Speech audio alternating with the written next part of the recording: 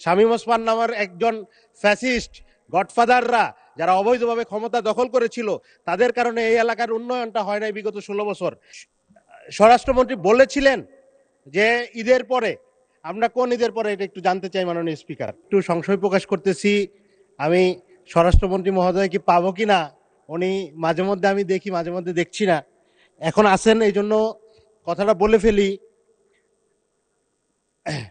আমরা একটা বিশাল অঙ্কের বাজেট আমরা ঘোষণা করেছি, যেটা নিয়ে আলোচনা হচ্ছে, এটা সত্য, কিন্তু আমাদের তরুণ প্রজন্ম মাননীয় স্পিকার মাদকের সমস্যায় জর্জরিত। এবং মাননীয় স্বরাষ্ট্রমন্ত্রী বিগত অধিবেশনে বলেছিলেন যে ঈদের পরে মাদকের বিরুদ্ধে অভিযান, যৌথ অভিযান শুরু হবে।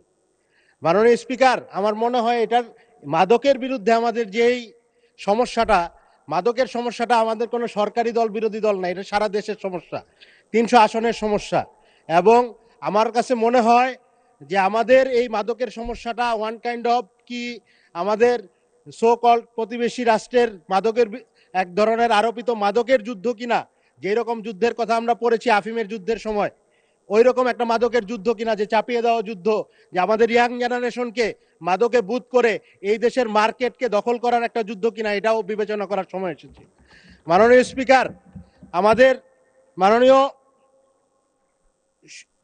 স্বরাষ্ট্রমন্ত্রী বলেছিলেন যে ঈদের পরে, আমরা কোন ঈদের পরে এটা একটু জানতে চাই মাননীয় স্পিকার। কারণ মাদকের বিরুদ্ধে যেই যৌথ অভিযান, এটা যদি আমরা না করতে পারি, আমাদের ইয়াং জেনারেশনকে যদি আমরা ইনভলভ না করতে পারি, আমাদের কর্মক্ষমতা যদি কাজে না লাগাতে পারি, তাহলে আমাদের অনেক পরিকল্পনা আসলে ভেস্তে যাবে, আমরা দেশটাকে সামনের দিকে আগাতে পারবো না মনে হয়। একটু বাজেটের দিকে যদি ঢুকি, তাহলে মাননীয় স্পিকার, আমার মনে হয় এই বাজেটের মাধ্যমে মধ্যবিত্ত একটা চাপে পড়বে। এখানে টার্নওভার ট্যাক্সের কথা বলা হয়েছে মাননীয় স্পিকার, যেটা হচ্ছে লভ্যাংশের উপরে না, সেটা হচ্ছে মোট আয়ের উপরে। মাননীয় স্পিকার, এখানে আমাদের ইয়াং জেনারেশনের যারা উদ্যোক্তা আছে, তারা যদি 1% টার্নওভার ট্যাক্স দিয়ে ব্যবসা শুরু করতে হয়, তাহলে তারা আসলে হতাশই হবে, কারণ বাংলাদেশের ব্যবসার যে পরিস্থিতি। মাননীয় স্পিকার, মধ্যবিত্তের আরেকটা প্রেশার, যারা এই বাজেটে বলেছেন একজন আমাদের মাননীয় সংসদ সদস্য, যার 35,000 টাকা মাসিক ইনকাম, তার আয়কর বৃদ্ধি করা হয়েছে 48%, আর যার 2 লাখ টাকা মাসিক ইনকাম, তার আয়কর বৃদ্ধি হয়েছে মাত্র 9%। এই ধরনের বৈষম্য মাননীয় স্পিকার থাকা উচিত না। বাজেটে আয়করটা যারা উচ্চবিত্ত তাদের দিকে গিয়ে নিম্নবিত্ত যারা হচ্ছে মৌলিক চাহিদা পূরণ করতে হিমশিম খান, তাদের দিকে আমাদের আলাদা প্রণোদনা থাকা উচিত। আমরা সামাজিক সুরক্ষার কথা বলি মাননীয় স্পিকার, আমার এলাকার একটা রিক্সাওয়ালা যখন ক্ষুধার্ত হয়, তার মৌলিক চাহিদা পূরণ করতে না পারলে একটা 10 টাকার এনার্জি বিস্কুট কিনে খায়, ওইটা তার যেই ট্যাক্স, অন্য একটা ব্যবসায়ীর জন্য সেম ট্যাক্স।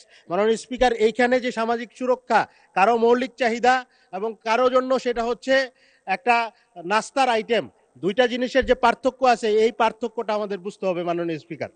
সেই সাথে আমরা আরো কিছু ব্যাপারে যদি আমরা কথা বলতে চাই, যে বাংলাদেশে কিন্তু 2026 সালের নভেম্বরে এলডিসি উত্তরণের কথা।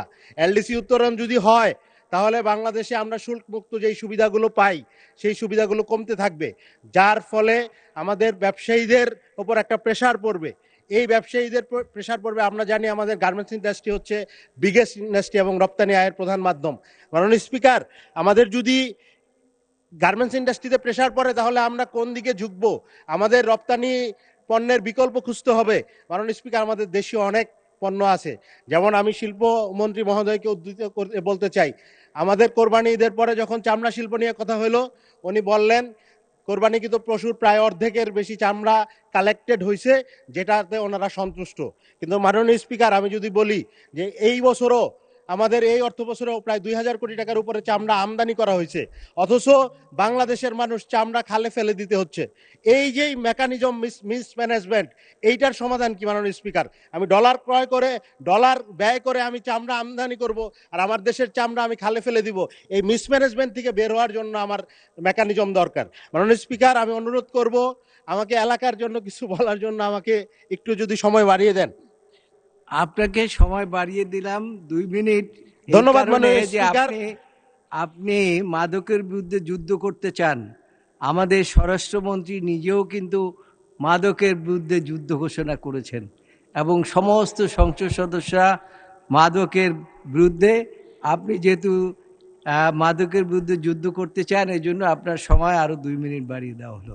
ধন্যবাদ মাননীয় স্পিকার। মাননীয় স্পিকার, আমার এলাকা নিয়ে যদি আমি কিছু বলি, নারায়ণগঞ্জ জেলা বাংলাদেশের হায়েস্ট ট্যাক্স পেইং এবং হায়েস্ট বাংলাদেশকে রাজস্ব সার্ভিস দেওয়া জেলাগুলোর একটা, কিন্তু নারায়ণগঞ্জ জেলা দুঃখজনকভাবে এ গ্রেড জেলা হইতে পারে না মাননীয় স্পিকার। এটাকে অবিলম্বে যাতে এ গ্রেড জেলায় উন্নত করা যায় এই ব্যাপারে সহায়তা কামনা করছি। মাননীয় স্পিকার, আমার আসনটি নারায়ণগঞ্জ 4 আসন জলাবদ্ধতায় নিমজ্জিত। শামীম ওসমান নামের একজন ফ্যাসিস্ট গডফাদাররা যারা অবৈধভাবে ক্ষমতা দখল করেছিল, তাদের কারণে এই এলাকার উন্নয়নটা হয় নাই বিগত 16 বছর। আমরা মাননীয় পানি সম্পদ মন্ত্রীকে বলেছি, প্রায় 1400 কোটি টাকার প্রজেক্ট নিয়ে পুরো প্রজেক্টটা গায়েব করে ফেলা হয়েছে, খেয়ে ফেলা হয়েছে, কোনো সুফল জনগণ পায় নাই।